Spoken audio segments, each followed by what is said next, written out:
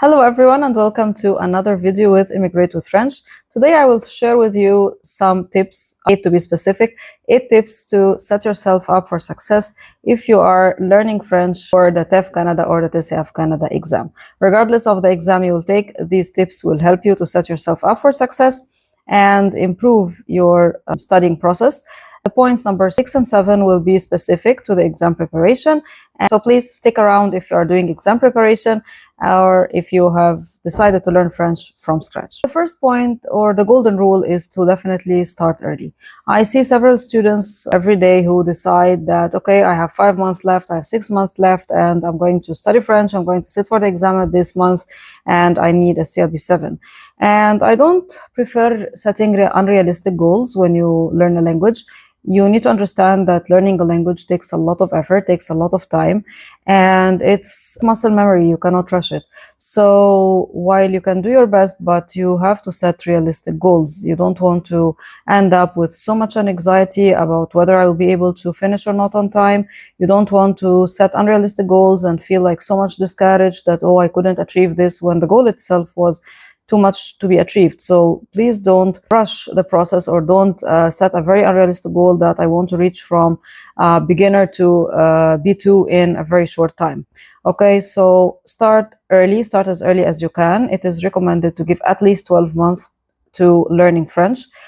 This will help you to study, to practice, to revise, and to go to the exam without so much anxiety. The second thing is to find the best tutor for you and the best setup that works for you. And here in this aspect, if you decide definitely to go with a tutor, I will make another video about pros and cons about whether if you study alone or with a tutor. But if you decide to choose a tutor, I would recommend finding the best tutor that works for you. And in this, you have to consider several aspects. You have to consider, first of all, your own preference. So just because a tutor was very good with your friend, for example, and they recommended them, it's good to definitely get a recommendation of a tutor. There is a high chance that this is a good tutor. However, there is personal preference, and I would recommend that you find a tutor that works for you, and for you specifically. So, for example, if you prefer a tutor who speaks your native language, then it's worth finding a tutor who speaks your native language. If you prefer a tutor who teaches online or teaches face-to-face, then you need to find that setup. If you also prefer to, for example, study on your own, or if you prefer to study in a group. So for some people, studying on their own is more flexible. They can book the time they want. Everything will be completely about them, the pace they want, the material they want, whatever they want to do in the class, they'll have more flexibility. Others, they get more encouraged.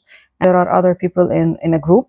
So whichever setup you prefer most, this is the setup that you should find. So for example, don't go for a tutor who lives really far from you or who works really far from you, and it's very hard to commute every time to this class, because the chances are that if you bear this for a short period of time, it will be hard to continue till you finish all your studies with that tutor. And if you have some stability with the tutor, I think this can save you a lot of time and effort, and you can improve faster if you continue with the same tutor, provided that, of course, you are comfortable and you are learning well.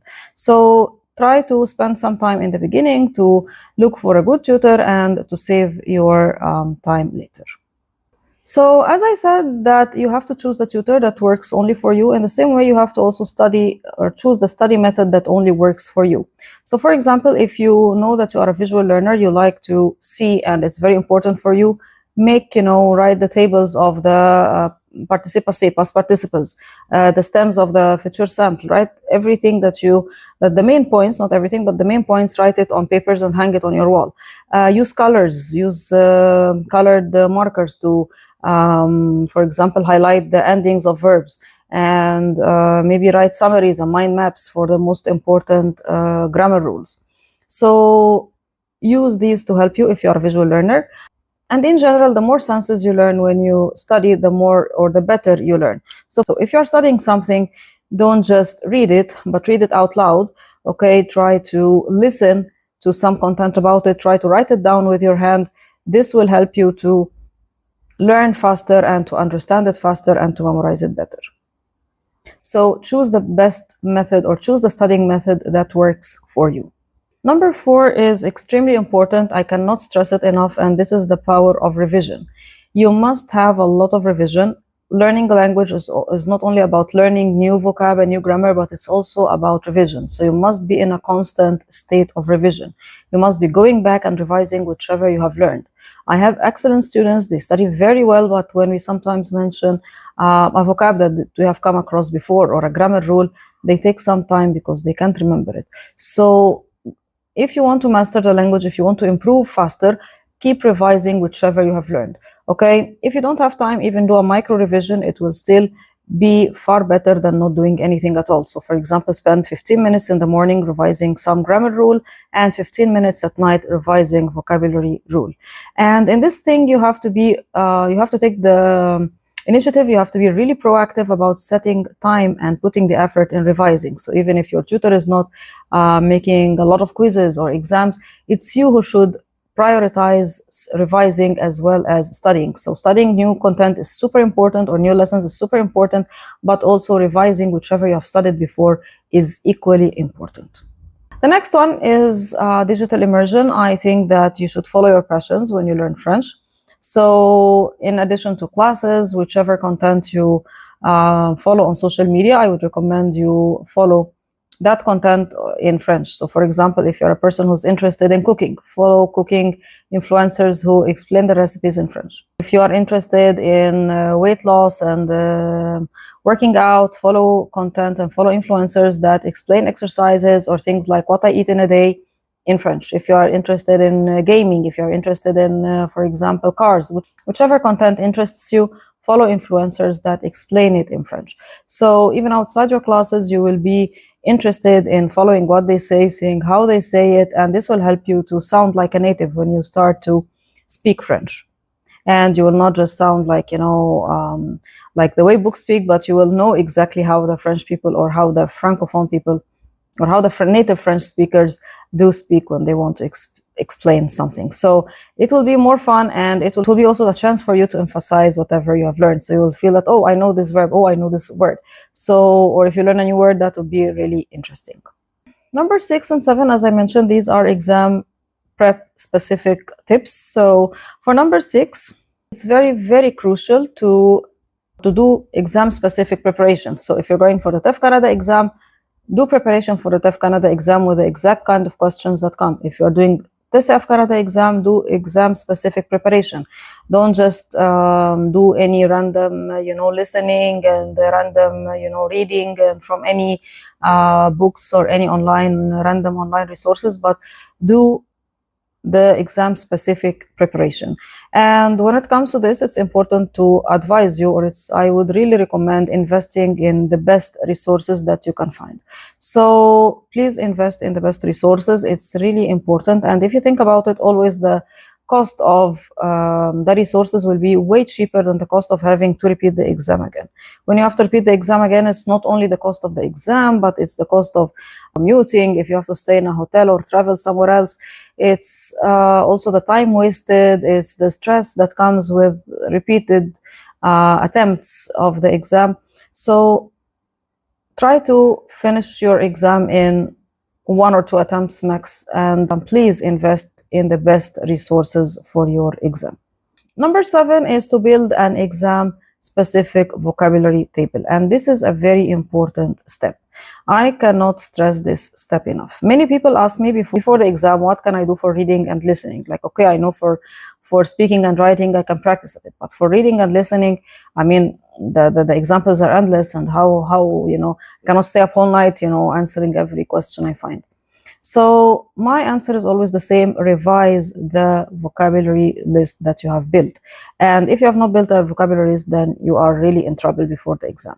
So my point is that in general, you should always be learning vocabulary and having a vocabulary list in French.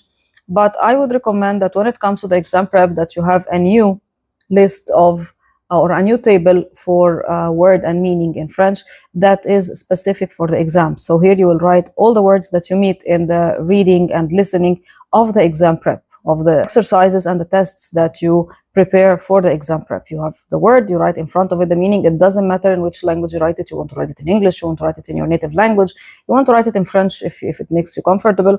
do whichever you want, but what matters is mastering these words. And when you study these words, the best way is to simply look at the meaning and try to guess the word, not to just read the word and read the meaning and feel, oh, I know it. When you read like this, you can, like when you don't test yourself, when you just read, you feel that, okay, I know this. But the real test comes when you want to remember its meaning, or when you are trying to come up with, like, you want to say this meaning in speaking and writing, and whether you will remember it or not. So test yourself frequently. If you keep coming across words that you consistently forget, please make a mark. I would highlight them. I would highlight them or make like a circle around them in red, that this word needs to be revised over and over again, so that whenever, even if I don't have time to revise all my vocabulary, at least I revise the words that are tricky for me. So always have an exam specific vocabulary table with the word and the meaning to be exam ready. Now, the last thing is that consistency is more important than motivation. So even if at some point, especially in the B1, B2 region, sometimes we feel that we are in a gray zone. We don't know exactly which level we are in. Are we improving or not? And my advice for you is to trust the process, and that consistency is way more important than motivation. You may lose your motivation sometimes. You may get bored by learning French. Like in the beginning, you are sometimes very excited. It's a new language. You don't know which opportunities it can bring you. But by time it can become a bit boring. Some days it can become tiring and you might not really want to study. But in this case, always remember that consistency can get you way, way more further than motivation. So just stay consistent, do what you have, study the lessons you have, revise what you have, and trust the process that there is improvement even if you don't feel it at the moment. But if you keep doing this day in and day out, you will come at the day when you'll find that your level improved, and this level has not improved overnight. This level has improved due to all the hard work that you have been doing all this time. So if you forget everything I have said today, that's fine, there is no problem, but just remember that consistency is the most important thing when it comes to actually achieving anything, but here when it comes to learning French, to pass the TEF or TCF Canada exam and finally get your PR. Let me know in the comments if you have any questions, and I wish you all the best of luck. Bon courage et au revoir.